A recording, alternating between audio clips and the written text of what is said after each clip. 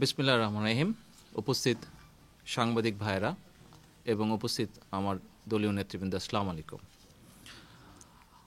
আজকে আমার এখানে উপস্থিত হওয়ার কারণ নিশ্চয়ই আপনারা বুঝতে পারছেন। দেশে একটি নির্বাচন হয়ে গিয়েছে, যেটি সারা বিশ্বে, দেশের ভিতরে এবং সারা বিশ্বে প্রহসনের নির্বাচনের হিসাবে সবাই দেখছে। সেই নির্বাচনে কি হয়েছে দেশে, কম বেশি সকল কিছু আপনারা এরই মধ্যে জানতে পেরেছেন। এই নির্বাচন নিয়ে আমি আমার পক্ষ থেকে এবং আমার দলের পক্ষ থেকে কিছু বক্তব্য আপনাদের মাধ্যমে, সাংবাদিক ভাইদের, এখানে উপস্থিত সাংবাদিক ভাইদের মাধ্যমে, মিডিয়ার মাধ্যমে আমার দেশের মানুষ এবং আমার নেতাকর্মীদের সামনে উপস্থিত করতে চাই। বিসমিল্লাহির রহমানির রহিম। প্রিয় সাংবাদিক ভাই ও বোনেরা, আসসালামু আলাইকুম।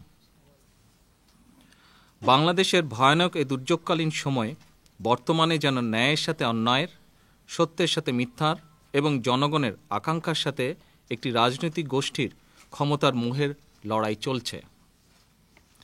বিএনপি নেতৃত্বাধীন 18 দলীয় জোটের আহ্বানে সাড়া দিয়ে প্রহসনের নির্বাচনকে প্রতিরোধ, প্রতিহত ও বর্জন করায় গণতন্ত্রকামী সমগ্র দেশবাসী এবং 18 দলীয় ঐক্যজোটের তৃণমূল সহ সকল স্তরের নেতাকর্মীদেরকে জানাই আন্তরিক ধন্যবাদ এবং অভিনন্দন।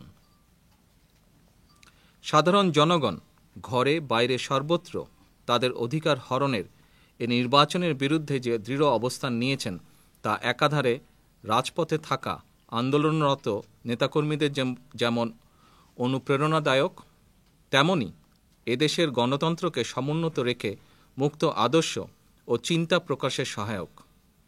ব্যক্তিগত ও দলীয় স্বার্থের ঊর্ধ্বে উঠে দেশ ও দেশের মানুষের জন্য আমাদের এই ঐক্যবদ্ধ আন্দোলনের সাফল্য ইনশাল্লাহ অনিবার্য। প্রহসনের এই নির্বাচনকে কার্যত রুখে দেওয়ার মাধ্যমে দেশবাসী একটি লক্ষ্য অর্জন করল মাত্র।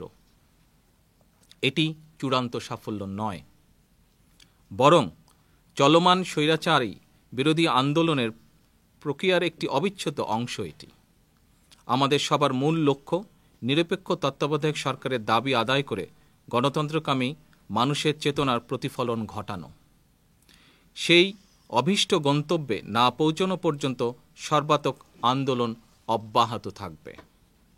আমাদের মাঝে অনেকেই দিনের পর দিন ধরে সংগ্রাম করেছেন রাজপথে, আর তাদের সাথে রয়েছে সকল শ্রেণী ও পেশার আরও কোটি কোটি মানুষের সমর্থন, প্রেরণা, উচ্ছ্বাস ও দোয়া। আমি বিশেষভাবে বলতে চাই, সরকারের বাক স্বাধীনতা হরণের সকল অপচেষ্টার মাঝেও অনেক গণমাধ্যম যেভাবে বস্তুনিষ্ঠ সংবাদ পরিবেশনে দায়বদ্ধতা অব্যাহত রেখেছেন, তাতে মুক্তিকামী বাংলাদেশিরা আজ অনুপ্রাণিত। আওয়ামী স্বৈরাচারী সরকারের বিরুদ্ধে আমাদের এই আন্দোলন ইতিমধ্যে অনেক হতাহতের ঘটনা ঘটেছে। 5ই জানুয়ারির প্রত্যাখ্যাত নির্বাচনের দিন সরকারের নির্বিচার গুলিতে নিহত হয়েছেন 20 জনেরও বেশি সাহসী সেনানী। আহত হয়েছেন অসংখ্য। নির্মম নির্যাতন ও জেল জুলুমের শিকার হয়েছেন অগণিত মানুষ। সমগ্র বাংলাদেশ যেন আজ এক রক্তের উপত্যকা, যার অলিতে গলিতে বাজছে বিপ্লবের সুর আর চলছে বিপ্লবীর কীর্তি। রাষ্ট্রযন্ত্রের দমন নিপীড়নের যে মহান আত্মত্যাগ, আমি আবারও তা গভীর শ্রদ্ধার সাথে স্মরণ করছি। 16 কোটি মানুষের বড় একটি অর্জনের জন্য তথা সরকারের চাপিয়ে দেওয়া পরাধীনতা এবং জনগণের আর্থসামাজিক ও রাজনৈতিক অধিকার পুনরুদ্ধারের জন্য পরিবার পরিজন সহযোদ্ধা হারানোর গভীর কষ্ট বুকে চেপেই আমাদের আন্দোলনকে অব্যাহত রাখতে হবে। ক্ষতিগ্রস্ত মানুষ ও তাদের পরিবারসমূহের সেই আত্মত্যাগে সংগ্রামরত বাংলাদেশিরা ইনশাল্লাহ কোনোদিনই ভুলবে না। আত্মত্যাগের এই স্মৃতিই হবে আমাদের গণতন্ত্র পুনরুদ্ধারের চূড়ান্ত আন্দোলনের সংগ্রামী প্রেরণা। সেই আত্মত্যাগকে অর্থবহ করে তুলতে প্রয়োজনে সর্বোচ্চ ত্যাগ স্বীকার করে যে কোনো মূল্যে চূড়ান্ত লক্ষ্যে পৌঁছতে হবে।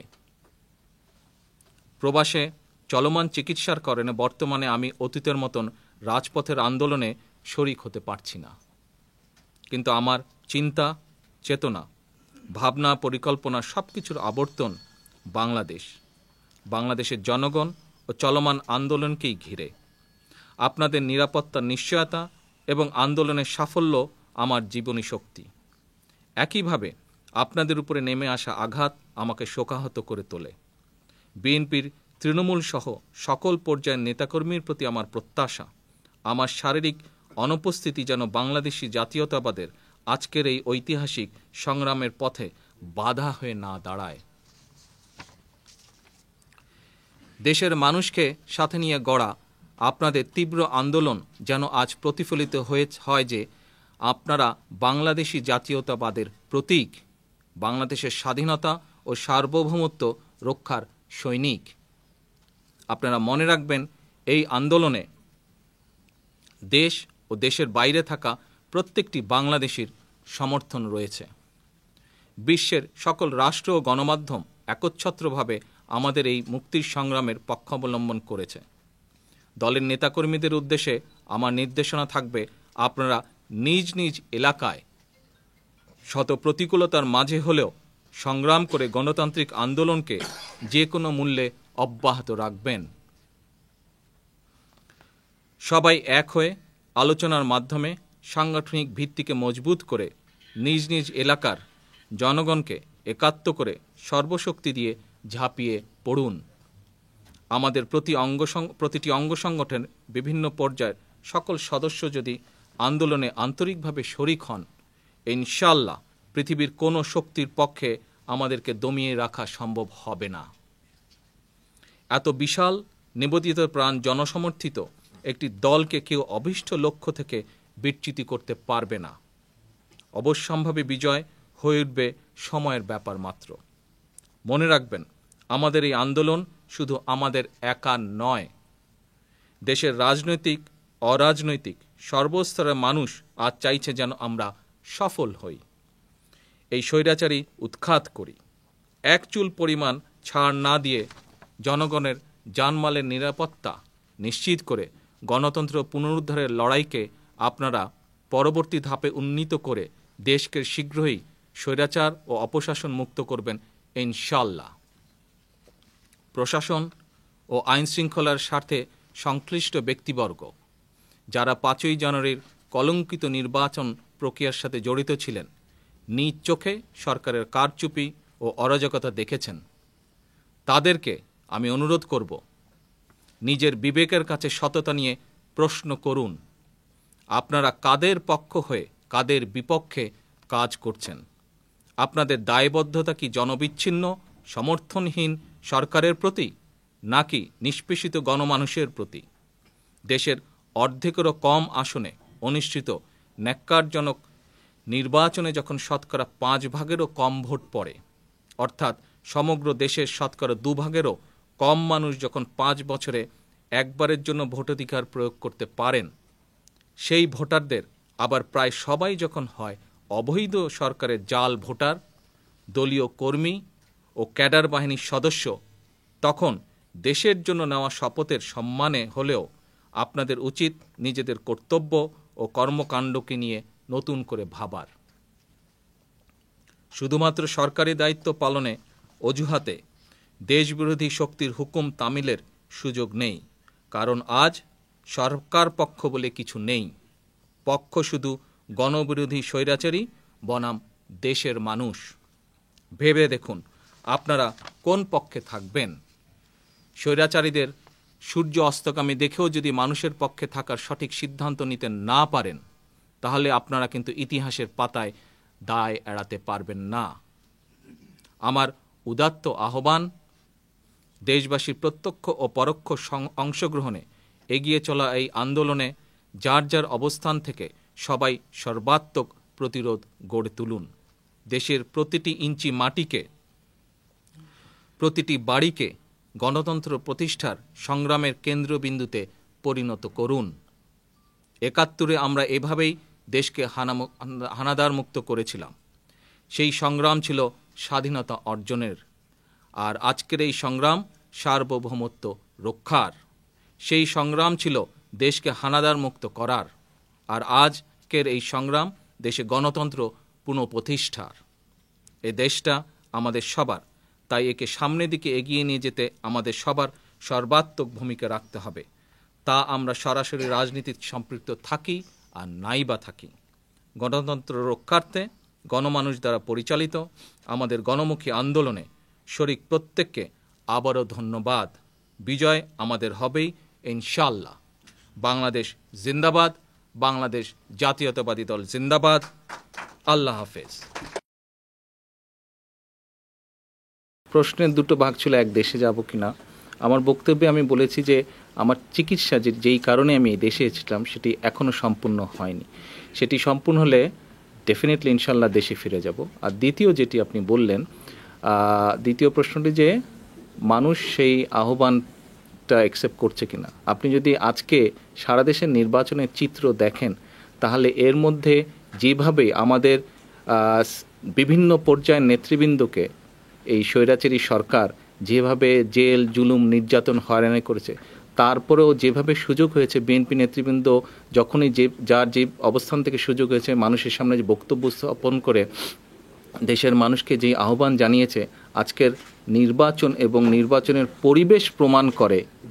মিডিয়াতেই যেসব এসছে, ছবি এসছে, সংবাদ এসছে, তার ভিত্তিতেই সেসবই প্রমাণ করে যে বাংলাদেশের মানুষ বিএনপি তথা 18 দলীয় জোট নির্বাচন বর্জন এবং প্রতিরোধ এবং প্রতিহত করার যে আহ্বান জানিয়েছিল সারা দেশের মানুষকে, সেটা মানুষ গ্রহণ করেছে।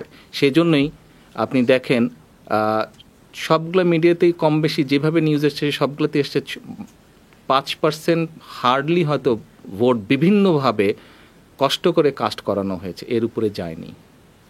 ডেফিনেটলি বাংলাদেশে মানুষ গণতন্ত্র পছন্দ করে এবং এই মুহূর্তে গণতন্ত্র বাংলাদেশে বন্দী। আমরা সেই গণতন্ত্রকে যাচ্ছি যেই গণতন্ত্রের ফলে মানুষ নিজের মত নিজে প্রকাশ করতে পারবে, নিজের অধিকারের কথা নিজে পরিষ্কারভাবে বলতে পারবে, জেল, জুলুম বা মিডিয়া বন্ধের ভয় থাকবে না, সেই বিপ্লব। ভিডিও বার্তাকে আওয়ামী লীগ অভিযোগ করছে নির্বাচনকালীন সময়ে সহিংস আন্দোলনের আপনি ডাক দিয়েছেন, ওই প্রশ্ন আগের প্রশ্নের সাথে মিলিয়ে এটাকে আপনি কিভাবে ব্যাখ্যা করবেন? এটা দেশের মানুষের উপরে ছেড়ে দিলাম এই বিচারের ভার। এটা দেশের মানুষই বিবেচনা করবেন। দেখুন, আমার যদি গতদিনকার বক্তব্যটা আপনি খেয়াল করে থাকেন, সেখানে বলেছিলাম যে গণতন্ত্র রক্ষার জন্য 2008 সালে যদিও সেই নির্বাচনটি প্রশ্নবিদ্ধ ছিল, তারপরেও গণতন্ত্র রক্ষার জন্য আমরা সংসদে গিয়েছিলাম, সেই নির্বাচনকে আমরা মেনে নিয়েছিলাম। নির্বাচনের ফলাফল এখনও আমাদের কাছে প্রশ্নবিদ্ধ, অনেকের কাছেই। তো আর এই যে প্রহসনের নির্বাচন গতকাল হয়ে গিয়েছে, প্রহসনের নির্বাচনের মাধ্যমে যারা ক্ষমতায় আসে ডেফিনেটলি তারা বৈধ সরকার নয়। তো বৈধ যে না, তার সাথে আর আলোচনার কি কারণ থাকতে পারে? জনগণ তো আজকে ভোটে অংশগ্রহণ না করার মাধ্যমেই জনগণ বলে দিয়েছে যে বিএনপি যেদিকে যাচ্ছে বা বিএনপি যেসব স্টেপস নিয়েছে বা বিএনপি যেই জনগণের যেই দাবি জনগণের সামনে উপস্থাপন করেছে, that is very much correct. তো এখন তত্ত্বাবধায়ক আন্ডারে একটা কেয়ারটেকার নিরপেক্ষ তত্ত্বাবধায়কের আন্ডারে নির্বাচনই হচ্ছে একমাত্র সলিউশন। Thank you.